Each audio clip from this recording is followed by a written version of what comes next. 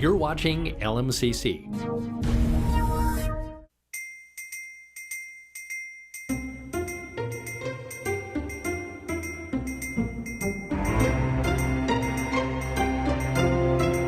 Good evening. I'm Peg DeBoard. I'm the president of the League of Women Voters of South Tonka, and welcome to our program that we have entitled A Conversation with our Hennepin County Commissioner, Chris LaTondresse, regarding the American Rescue Plan. We are partnering tonight with the Lake Minnetonka Cable Commission, who will be hosting and recording this Zoom event, and they'll have it ready to distribute to our membership, and will be aired on LMCC cable channel next week sometime probably. So before we begin, I'd just like to talk a little bit about the League of Women Voters. We are now in our 102nd year, which began in 1919 with the ratification of the 19th Amendment, giving women the right to vote. The League of Women Voters is a nonpartisan grassroots political organization open to all genders ages 16 and older. To the League of Women Voters, nonpartisan means we neither support nor oppose political parties or candidates. The League believes that informed and engaged citizens are the cornerstone of our democracy. As League members, we study a variety of issues facing our community, and we arrive at positions and solutions based on these studies. And then we advocate for change at the local, state, and national levels. About tonight, our panel consists of our League of Women Voters members who will be asking questions they have developed in response to the Commissioner's request for input on how Hennepin County should invest the $240 million allocated to the county by the American Rescue Plan Act. But first, I'd like to introduce Commissioner Chris LaTondresse. He represents District 6, which includes all of the cities that are involved in our South Tonka League. The commissioner is a lifelong public servant at the local and national level. He was previously served in the Obama administration at the United States Agency for International Development, providing aid and advocacy around the world dealing with issues such as hunger, human trafficking, and educational equity. As vice chair of the Hopkins Public School Board, he helped the district develop their response to the COVID-19 epidemic. He grew up and still lives in Hopkins with his wife, Ashley, and their 2 boys and a spirited French bulldog. His current Hennepin County portfolio consists of, he is the chair of Hennepin Health, chair of the Housing and Redevelopment Authority, vice chair of Hennepin County Regional Railroad Authority. He's vice chair of Public Safety. He's on the Joint Committee on Community Corrections. He also is a member on Community Action Partnership of Hennepin County, the Heading Home Hennepin, and also on the Hennepin County Housing and Redevelopment Authority. So with that, I'd like to welcome the commissioner, who will give us an introduction to some of the things that have been happening in Hennepin County regarding funding that's come from Washington relative to the pandemic response and how we can respond in kind. So, Commissioner, it's all for you. Thank you so much, Peg, for that really thorough and kind introduction. Also, thanks to the League and to the LMCC for hosting tonight's event. For all of you here this evening and anyone who happens to be listening to this at home or on a device in a rebroadcast setting, I just want to assure you that we're having this conversation tonight because this conversation is for you. This is a conversation that we all need and we're all needed for. This is certainly an opportunity this evening to learn about some really historic investments that are being made right now at this consequential time for our community. But I would say just as importantly, this is a two-way street. This is a two-way conversation. We're going to be sharing out a link later for you all to provide feedback directly to Hennepin County about how we are thinking about stewarding these really once in a generation. Really, we haven't seen federal dollars like this coming to local government since the New Deal, the FDR years, and we really need to hear from you on this. And that's really what tonight is about. I love being with the League. Anytime we have an opportunity to be together, I'm so grateful for the work that you do every day to keep our voters engaged, informed, and participating. And the thing I want to add to that is, it's often been said that your voice or your vote is your voice. I would say that that is certainly true. But in these in-between elections times, your voice also extends to being able to interface and engage directly with your elected officials. And that's really what these forums are designed for. So thank you to the League, PEG, and LMCC for making that possible today. Tonight, we're going to be talking about the American Rescue Plan, Hennepin County, and you. And I'm going to share my screen here. And this is really an opportunity for me, first of all, to share with some of you some of the historic and really exciting dollars that are passing directly to your local governments right now. State, local. When we talk local government, we're really talking about your cities, your county government, and your school boards. And I want to talk a little bit about number one, the size of that investment in terms of what's coming to Hennepin County right now, how we're thinking about that investment, and then provide some opportunity for feedback here. That's why we've got this titled the American Rescue Plan, Hennepin County, and you. Before I get too far, and I'm trying to advance, trying to advance the slide here. One second. There we go. So before we go very far, I just wanted to, again, to introduce myself. My name is LaTondresse. I'm your Hennepin County Commissioner representing District 6. That's one of 6 Hennepin County Commissioner districts in Hennepin County. I personally represent the communities of Hopkins, Edina, Minnetonka, Northern Eden Prairie, and then 12 communities around Lake Minnetonka. You can see them all here. And then you can see that little diagram with the chart of Hennepin County and where those commissioner districts are. The 7 of us sit on the Hennepin County Board, which is really a layer of government that is similar to a school district or a city, but at a larger scale, where 7 elected commissioners make decisions about funding and policy on behalf of all of us. And that becomes pretty important right now at this time when there are really unprecedented federal dollars. These are dollars from Washington, D.C. flowing through our state and local governments. We're going to be talking about one of those investments tonight, the American Rescue Plan. And sort of a point of entry into that conversation would be this sort of big, audacious question that I'd like to tee up for us, which is, how would you, and I want you all to be thinking about this tonight as you listen to this, how would you invest $240 million to transform our community? If you were in the driver's seat, if you were king or queen or ruler for a day, how would you want to see these dollars invested? And I say that because that's not just the thought experiment here. In a democracy, you are the folks that should be shaping how we think about these dollars.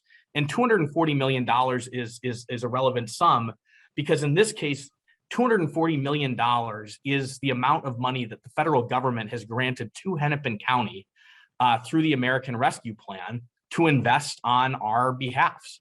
And that's what we'll be talking about tonight.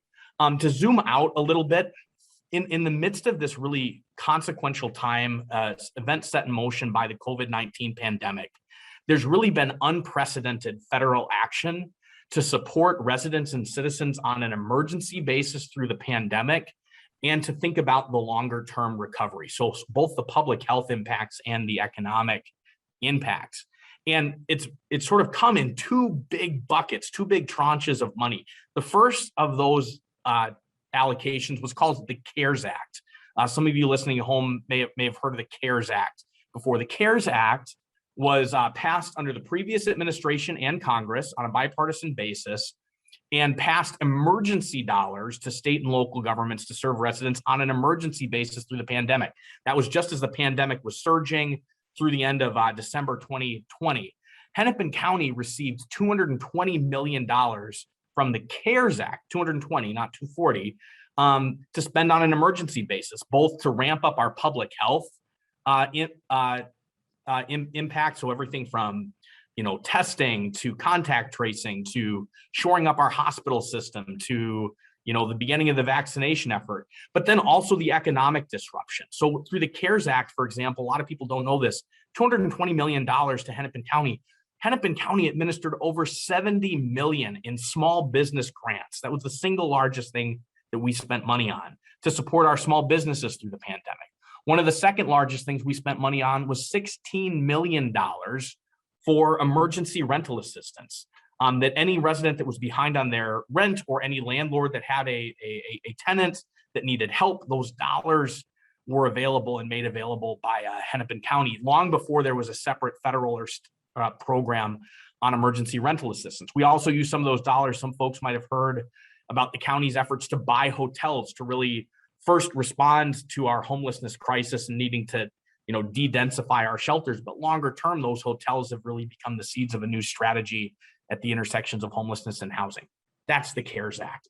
The American Rescue Plan has been under this new administration, the Biden administration, and Congress on a bipartisan basis, and even more dollars have passed to Hennepin County. Now, these dollars are a little bit different, and we'll talk about how these dollars are a little bit different and some of the eligible uses tonight, and then we'll talk about some of the allocations Hennepin's already made.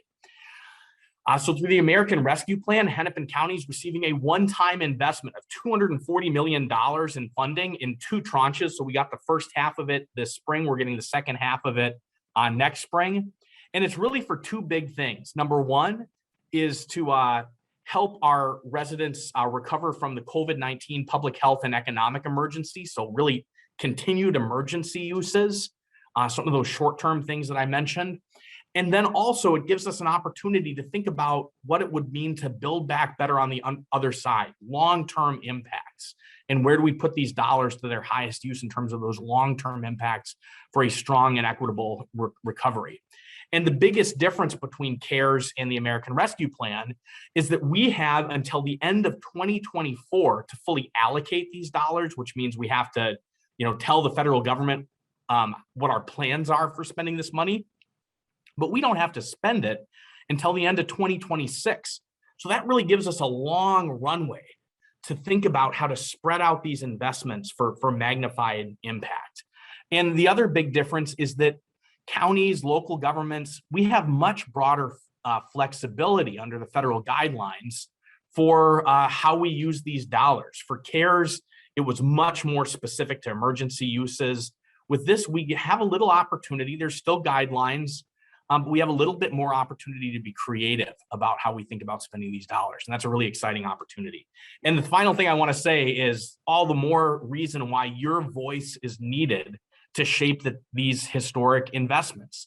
I've said it often before, but I think if these really challenging and at times painful and consequential times over the last 18 months, the pandemic, the event set in motion by George Floyd's murder, all of these events have shown us anything, it's that we need good government now more than we've ever needed it before. But it's also true that government can't do it alone. And we need strong civic institutions, strong citizen participation in our process. And I think, and I've said this before as well, that particularly as it relates to the American Rescue Plan, the what really matters. The what we spend this money on really matters. We have to put these dollars to good use. But I would say that the how matters just as much as the what. And what I mean when I say that is just like with the New Deal, just like with the FDR administration, when they spent these dollars, it was not only an opportunity to invest in residents, it was an opportunity to rebuild trust between citizens and their government, between citizens and one another at a really important time, a time of crisis for our nation.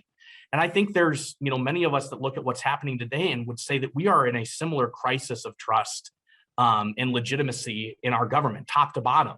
On just about every issue we're trying to solve for, there's an underlying current of a breakdown in trust in our institutions, in citizens to citizens, citizens to the private sector, that if we can't solve for that, we're going to have a tough time solving for a lot of our broader problems. And I really view these dollars as an opportunity, a historic opportunity to build trust, but that only happens through two-way street conversations. And that's really the essential role that forums like this play in helping both educate residents, but hear from residents on how we think about these investments. Just very quickly, some of the eligible uses for these recovery funds, I sort of touched down on two already. Is, this is really a balancing act between, what percentage of these dollars do we want to be using on bullet one an emergency response. We're still in this pandemic, the surging of the Delta variant. People are still hurting and in crisis. So we've got to spend some of these dollars that way. But then how do we also balance that in terms of the long-term economic recovery and investments that position us for a long-term recovery and really pay dividends like long after the money is spent, are continuing to impact our community after we spend this money. The other two things I'll cite is just as I mentioned before, we do have pretty broad flexibility, but we have the broadest flexibility when you think about these investments in terms of their impact on equity and addressing racial disparities, because there's special language in there in the regulations that says if we use these dollars to benefit communities disproportionately impacted by the pandemic, both public health and economic, and we know in Minnesota, a lot of that falls along lines of race. We have the most flexible use. So if we can show the federal government that this is helping, those communities rebound, the feds have the least amount of sort of red tape and questions for us about how we're using the money. So that's something that is important to understand. And then finally, there's some additional sort of specified uses. Public sector revenue loss, the COVID-19 pandemic has really taken a sledgehammer through local government budgets. So we can use some of it to replace some of that revenue.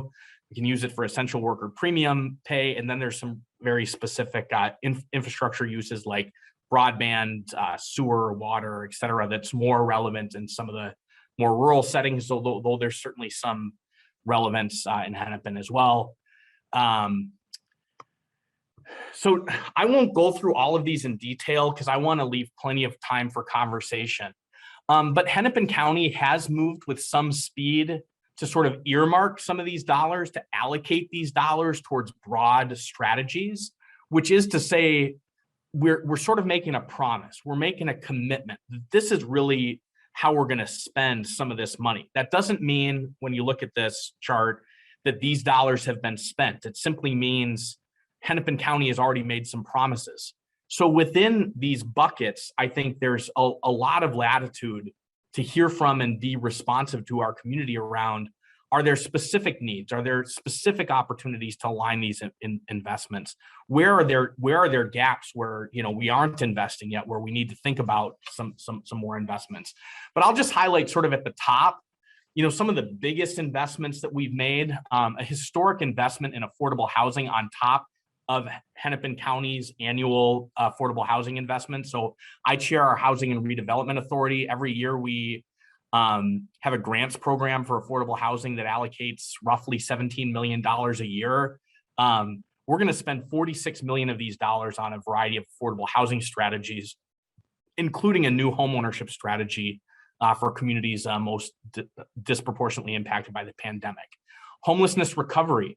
I mean, these dollars, both CARES and ARP, are really being used to transform from the bottom up Hennepin County's shelter system and how we approach and tackle homelessness, which is important because Hennepin County, more than any other layer of government, is sort of in the driver's seat and responsible for addressing the homelessness crisis. And, I often remind people that, housing and affordable housing is expensive, but homelessness is even more expensive for governments and ultimately for residents, and has a bigger human cost.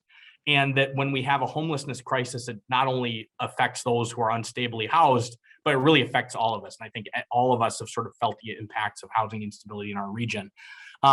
Mental and behavioral health, $20 million. This is an investment I'm especially excited about because it includes some supports for school-based mental health, and expanding our embedded social worker program in partnership with local law enforcement. And then just on Tuesday, so I should probably have an asterisk next to this one, what we're calling an equitable economic recovery. We just approved it out of our committee on Tuesday, but we'll have the final vote next Tuesday. And really, this is a range of strategies. I mentioned earlier that with CARES, we invested $70 million in small business grants. We also spent about $2 or $3 million standing up a smaller strategy called Elevate Business Hennepin, where it really helps with some technical assistance and capacity building for small businesses ranging from early startups to micro businesses to just small businesses to businesses over $2 million a year in revenue. And we have an opportunity for Hennepin County to really support those businesses long term and help them flourish. There's a variety of additional strategies. I would imagine we'll have questions about some of these this evening, and happy to dive in on those. This next slide is just sort of another way to visualize, just from a space standpoint, size standpoint, sort of where we're going, where we've made some all-in investments, and then where we've also put some markers down for serious priorities for Hennepin County. So I'm going to wrap up my sort of introduction and remarks here sort of with that broad overview of American Rescue Plan.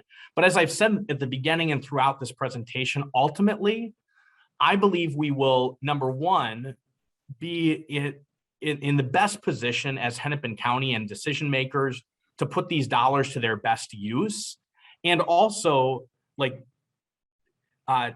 really be in a position to better build trust and transparency with our community, to the extent that we're hearing from our community on these investments, and to the extent that your voices are shaping these investments. So what you're seeing here is a link to a survey that our office is hosting to get your ideas, to better understand your priorities. So www.tinyurl.com/Hennepin ARPA, that's American Rescue Plan Act.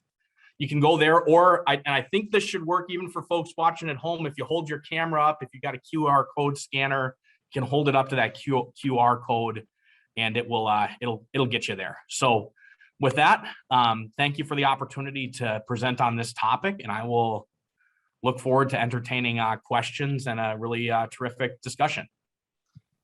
So just for the audience to know, is that that survey will also be sent to you after this, and it'll have the hyperlink in it as well. So you'll be able to access it that way.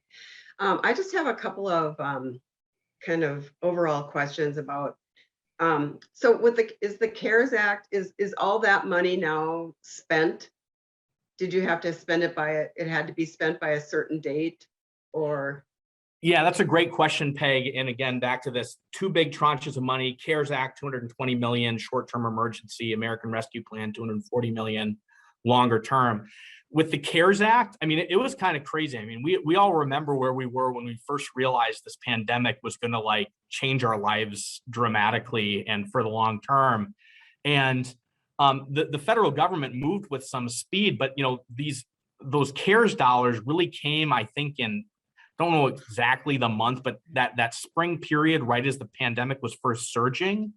And the initial federal requirements on those said that governments had to have all of that money spent, not just allocated, but spent by, and I think I'm correct on that, it's for sure allocated, by December 31st of that year. So getting this historic amount of money, and you got to move it out the door immediately. And that underscored the fact that the federal government didn't want counties, cities sitting on these dollars, didn't want folks tying up these dollars in long-term strategies. They wanted us to move these dollars out the door to help residents immediately, and that is exactly what we did. Now, there was sort of a last-minute guidance that came in, I think, sometime in December, that basically said, surprise, actually, if you haven't spent all this money, you can continue spending it into the coming calendar year.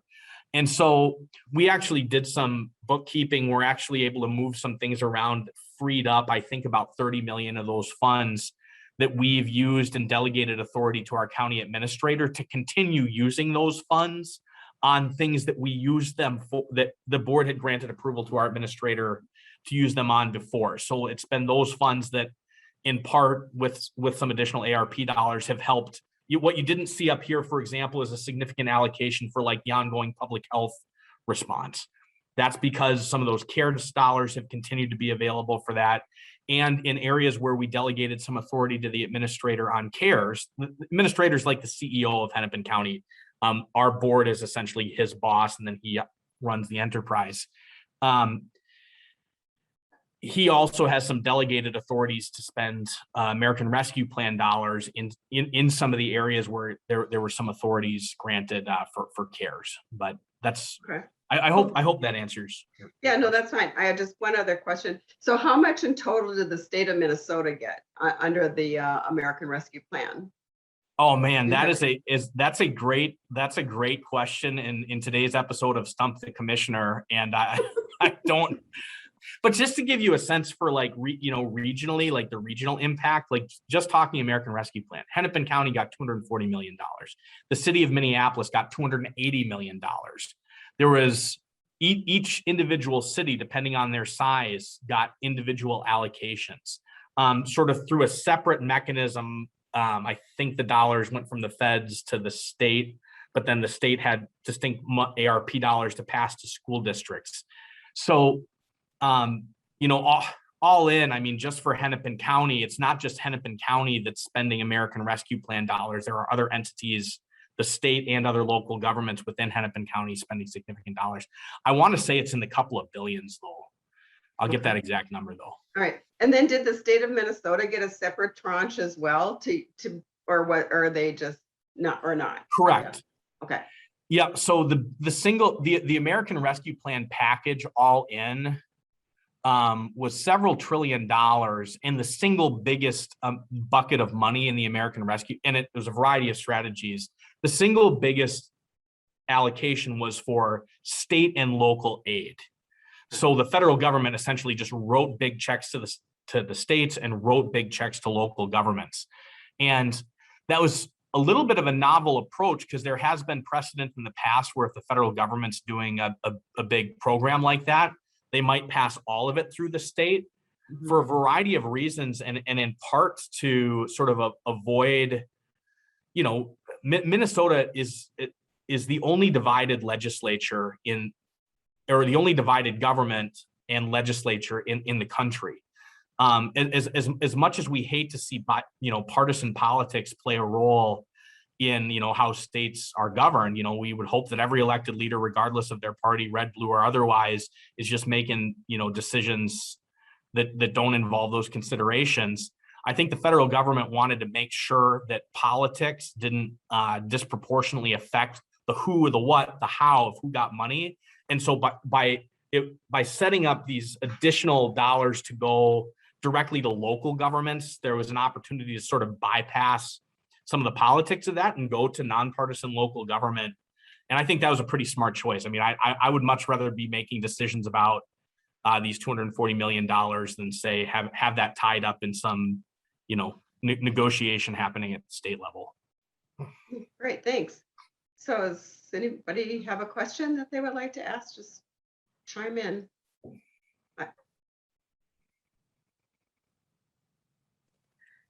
Commissioner, I was wondering if there are any overarching goals. For instance, in some previous recoveries, the recovery has been short-lived. It hasn't been sustainable. People on the low end of the income range have remained on the low end of their income range. They haven't moved up. So are there any overarching goals, like for instance, some kind of a goal about long-term sustainability and doing something and making sure everything that's done is actually going to be sustainable and result in long-term increases in whatever area it's invested in? Yeah, that's a great question, Kay, and thanks for that. The language that I've been using to describe my goals and ambitions in the counties for these dollars is that we want these dollars, at least for their longer term use, not the emergency use, to result in a strong and equitable recovery. And I use both of those words deliberately. Strong, to your point, in terms of like enduring. It's not just sort of a flash in the pan, and once the money's gone, the impacts are gone. And then equitable. I mean, we know that here in the state of Minnesota, not every single resident in the state of Minnesota shares equally in the promises of good government, in the promises of opportunity, a great education, access not just to affordable housing, but a house they can own and live on and pass that wealth off to their children, the opportunity to start and grow a business that they know is going to be around tomorrow. And so I think that's where, when I think about the long-term investments that I'm most excited about Hennepin making here, I mean, I'm doing backflips around this $46 million affordable housing investment. It is one of the single biggest crises, even before the pandemic, that was one of those areas that, because of the last downturn in 2018, we got behind on a decade of redevelopment of how affordable housing at all levels, at all income levels. And it's most impacted those at the bottom of our sort of opportunity ladder. And I mean, this isn't just government, bureaucrats and electeds like me that are concerned about this. I mean, I talk to our chambers. If you look at the greater or the, Minneapolis Greater Regional Chamber of Commerce, housing affordability is like one of their number one issues, because they know that these housing gaps are having a significant impact on employers' ability to attract and retain talent. So I think it's smart for us to go all in on housing. These are dollars that once we spend them, the housing doesn't go away. It's going to be here long term. And if anything, I think, long term, I see this really as a down payment on what needs to be a much greater public expenditure and activity on the part of our governments, from a state all the way down to local government, in this housing space. The other one around the equitable economic recovery piece. Historically, Hennepin County has had sort of a small set of very effective, but really flying under the radar programs that have really partnered with our small businesses sort of at every stage in the spectrum, with a particular focus on women and minority owned businesses. But historically, that's not really what Hennepin County has been known for. We've been known more for our human services, for those at the bottom of the, the opportunity ladder, for, being a safety net institution. These investments are really allowing us to go big and 10x our activities in that space of really supporting small businesses and really growing those businesses. And again, that not only has an impact in wealth building, multi-generational wealth building for those, owners, that unleashes a really promising amount of economic activity in the region broadly. So I'm certainly happy to see that the two biggest investment areas are in those two domains. And I think that sets us up for a strong and equitable recovery. Thanks. Bhuvana? I'm going to remember to unmute myself first before I ask the question. I truly appreciated the you putting together the list of the buckets, basically, in which the funds are going to go in, and to see that affordable housing tops it all with a maximum investment. I was wondering if there was anything, looking at the long-term view, that you are planning on related to climate change. And any projects related to that, either in the sense of, and I know affordable housing also is an important factor when it comes to battling climate change, but I'm also thinking waste management and natural resource management, and if there are any plans for that. Yeah, thank you. It's a really great question. And first and foremost, I'll say that in a totally separate lane of work, these American Rescue Plan dollars are sort of the topic for the evening. As I said earlier in the conversation before we turned the cameras on, pandemic or no, Hennepin County is here every single day serving residents, standing up innovative strategies to meet the needs and challenges of the 21st century and the biggest things we're facing. Climate is one of them. So this spring, the Hennepin County Board of Commissioners passed our first ever climate action plan. You can go to www.hennepin.us/climate action, I believe is the link. Again, we can send that around or correct that in the post-production if that's not the exact right link. But this is a result of an 18-month effort where, we basically looked across every single line of business in Hennepin County, top to bottom, and really asked what could Hennepin County's role as largest local government in the state of Minnesota, second largest government in the state of Minnesota, second only to the state, in addressing the accelerating impacts of a changing climate. And, we were able to set a few pretty ambitious goals. Number one, we set a net zero goal for 2050 through that action. Number two, we set a pretty ambitious target for a reduction in vehicle miles traveled over the same period. We know residents will continue to utilize cars, but we really view it as our responsibility to make sure folks have and are empowered to utilize other options. And then, a pretty significant body of work there just related to waste management. So as sort of a adjacent and connected action, how many folks know that in the beginning of 2022, every single municipality in Hennepin County will be required to offer residents curbside organics recycling? I'm seeing a thumbs up from Peg. This is a big deal. I think back to the 1980s. The reason why we have countywide recycling is because of county action on that topic. I see curbside organics as a similar thing. And we're not just investing at the curbside, we also allocated a significant sum of money. And we are going to be building one of the few in the nation, I don't want to say first in the nation, but there are only a handful of them, anaerobic digestion facilities focused on residential organics recycling. So this is a facility that essentially takes all of that organics waste in the waste stream, takes it to a facility, and then processes it, breaks it down, and there's a smaller byproduct that takes up way less space in a landfill, and then it also produces natural gas that can be a part of our broader energy strategy. So I think Hennepin County is exerting significant leadership in this space. There's certainly room for improvement, and we want your voices and perspectives. I would expect that we're going to hear a lot from residents about this curbside organics program as it rolls out. And again, you have to ask your city for it. It's not required that every resident have curbside organics, but it's required that cities contract with vendors that provide it.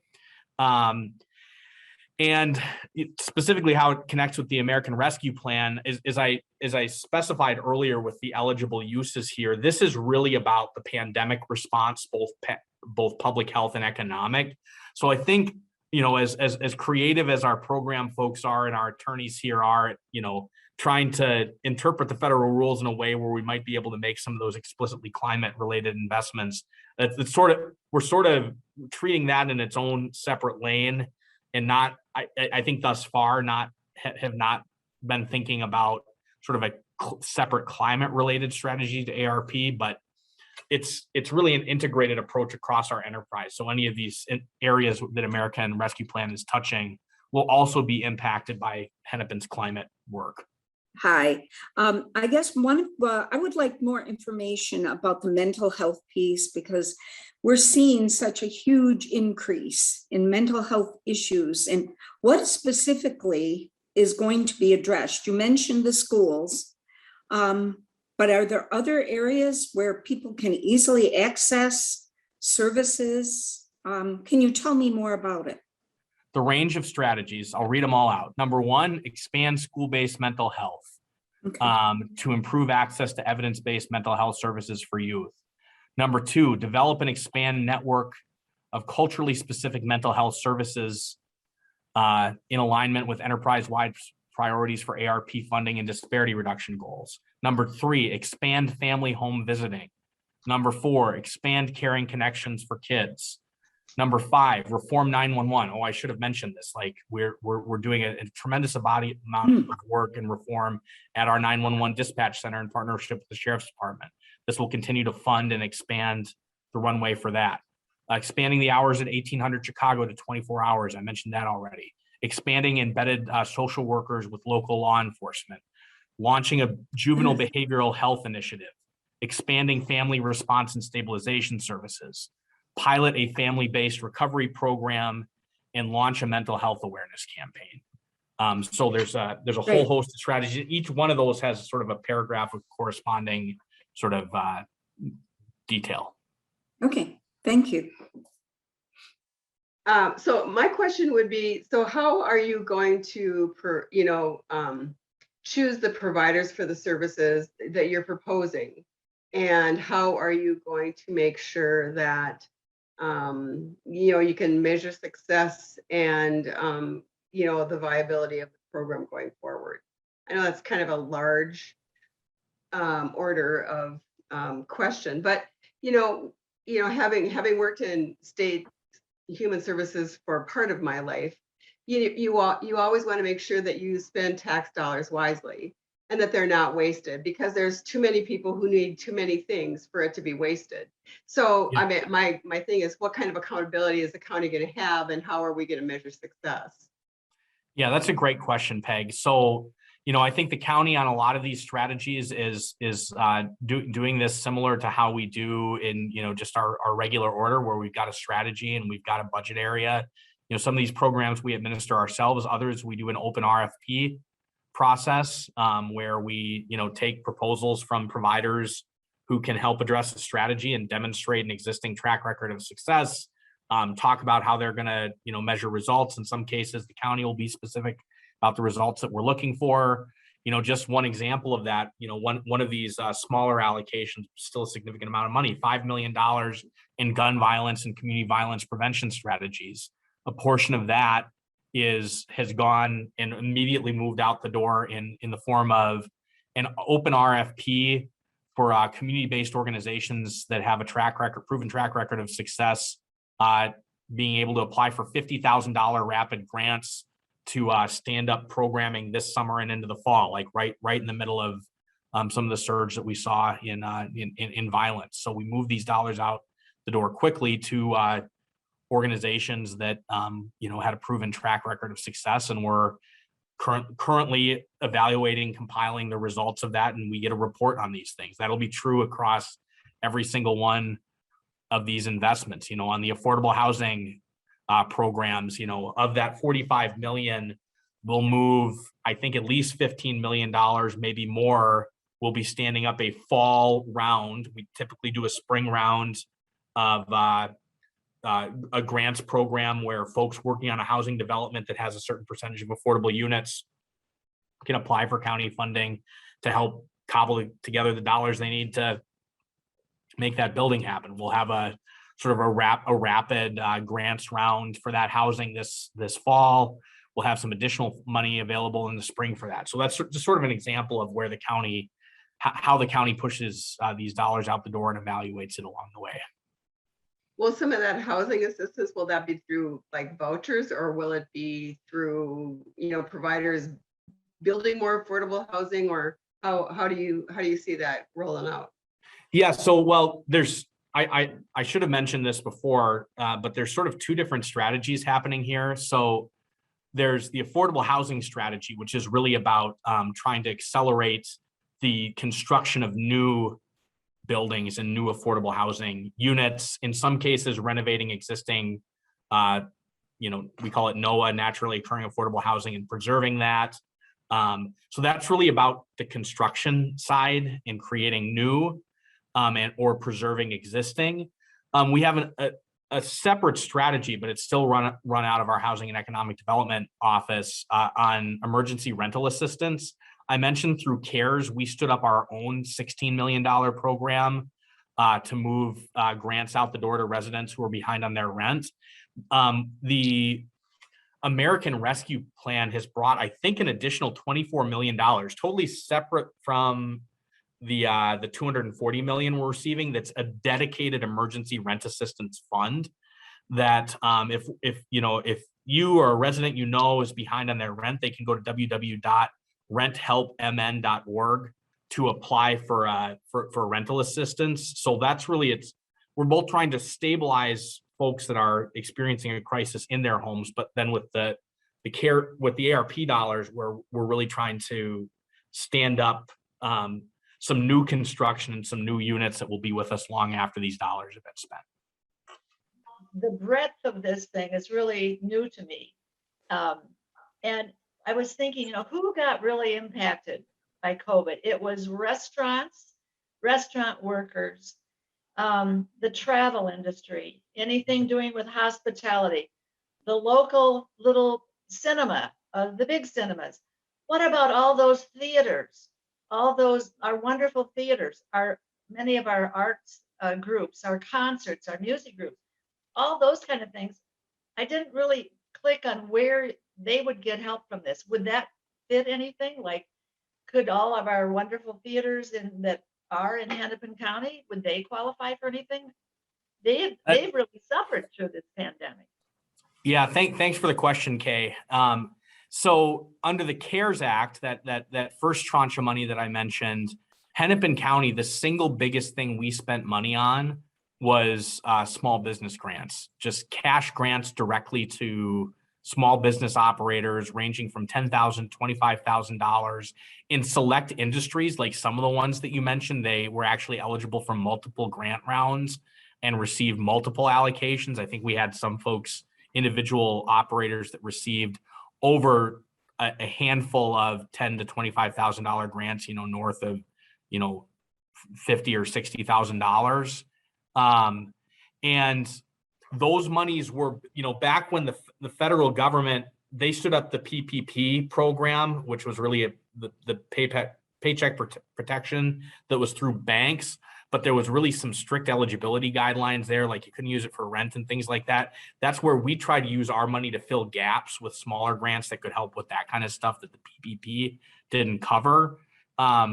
Similarly, through the American Rescue Plan, as I mentioned, this is a really challenging balancing act. Like you've got this one-time opportunity to spend $240 million. How much of it do you want to spend on one and done? You write somebody a check and then the money is gone versus the longer term stuff.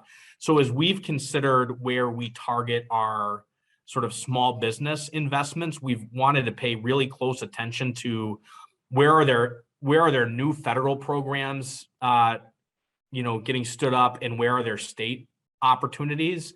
And fortunately, right now through DEED, there's a very similar small business grants program underway right now. And I'm sure I don't have the link off the top of my head, but if you're a small business, they're operating the applications are open right now, a very similar grants program to the one we were operating. So rather than stepping in and using these very, scarce, precious, flexible dollars on that, we're letting the state sort of step in there. Similarly, there's a federal program that's specifically targeting some of those, those venues and some of those other industries. So, we've also tried to have some really good situational awareness of where we sit in the whole ecosystem of government actors and really try to be an effective partner.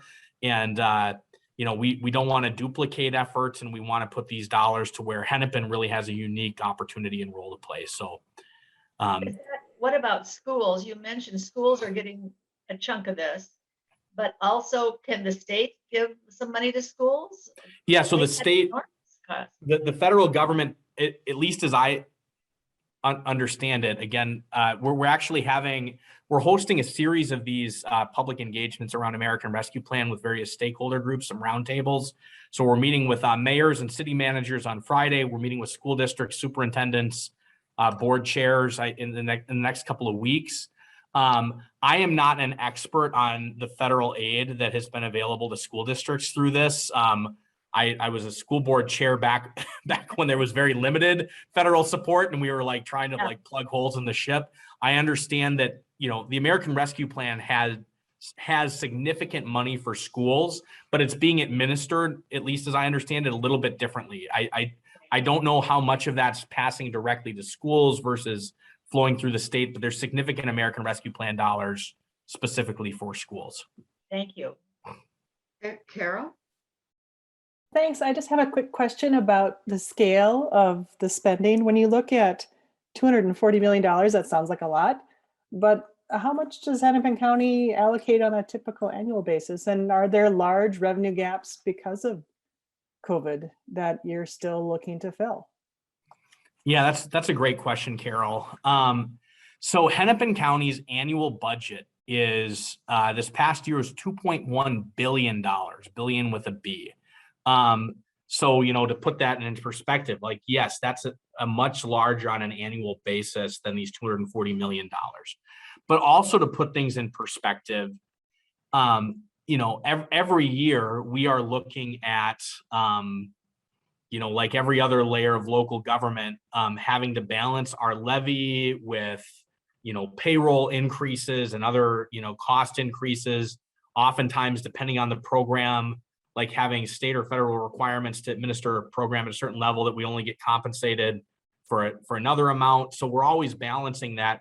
So in any given year, Hennepin's ability to be strategic is and flexible with our budget is limited. Like most of those $2.1 billion are just totally tied up. We might have, $10 million or something we can figure out in any given year, like, hey, how do we want to like leverage this for maximum impact on a $2.1 billion budget, right? So I think it's almost impossible to overstate just how transformational a one-time $240 million allocation is. We have never seen money like this before. We will never see it again. And it is a 10x, 20x the kind of flexibility that we typically have as a local government to make strategic choices in a way that doesn't like have an immediate impact on our, we generate revenues by levying property taxes, right? We don't have to levy property taxes for these investments. It's directly from the feds. And have you seen a significant revenue drop at Hennepin County? Oh, that was your other question. It's that's a really good question. I was expecting that, honestly, coming from the school board context where, COVID-19 really took a significant sledgehammer through the middle of through our budget, particularly anything that was, this is getting a little wonky and technical on budgets, but anything that's fee-based. So like schools, like your nutrition programs rely on people paying for lunches or getting reimbursed from the feds for, kids living in poverty. Your community education programs, which in Hopkins, multi-million-dollar program, all that went away. And we had like nothing. We were sucking wind.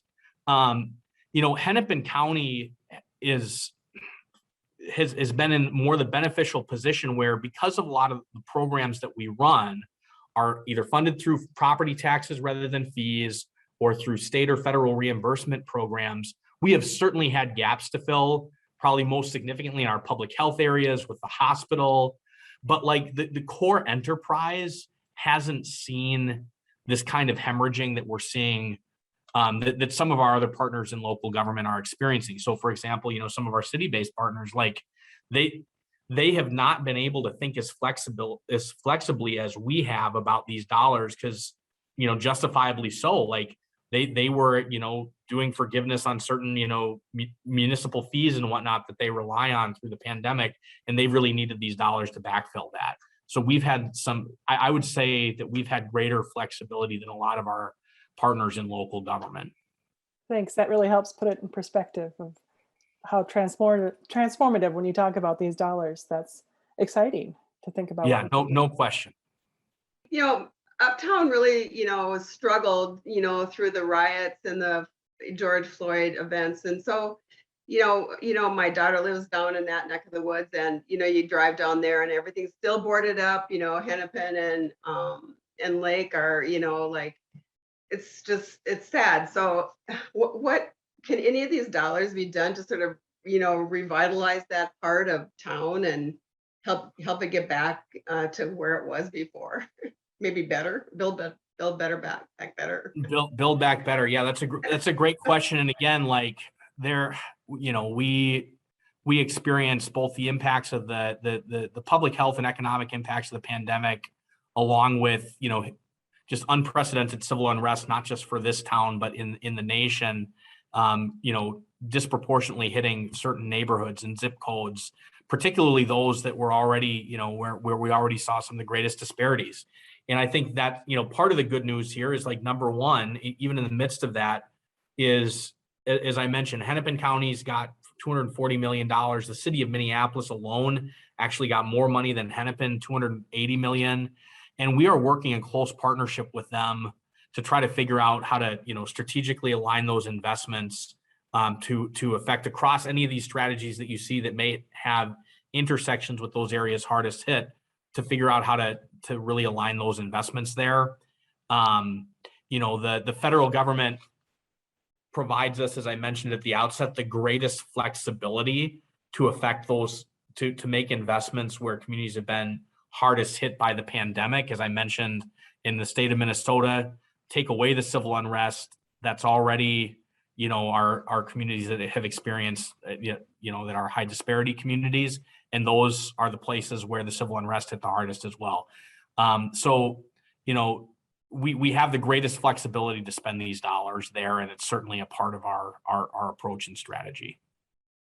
So would you just like to wrap it up for your section, Commissioner? Yeah, you know what I'll just say is thank you so much for anyone that's stuck around till the end here. I would extend the invitation, and not just the invitation, but really would say that all of us as residents, as citizens, have a responsibility to engage with our elected officials, not just around election time, but along the way. And your voice is so needed in every decision that impacts your life, but in this in particular, we need to hear from you. So I really hope and encourage you to take a little time. It'll just take a couple of minutes to fill out your priorities in the survey.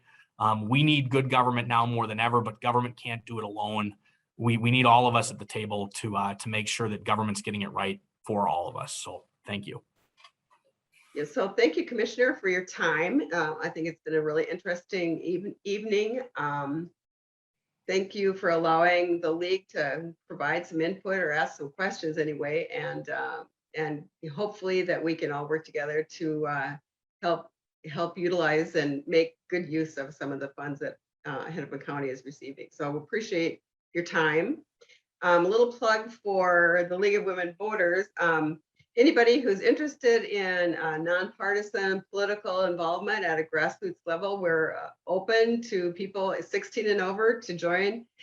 We have lots of men that belong to the League of Women Voters as well. So it's not just women, it's the guys out there who really want to impact local and state topics. That'd be great. So thank you to the LMCC for recording, and hopefully you all have a great night.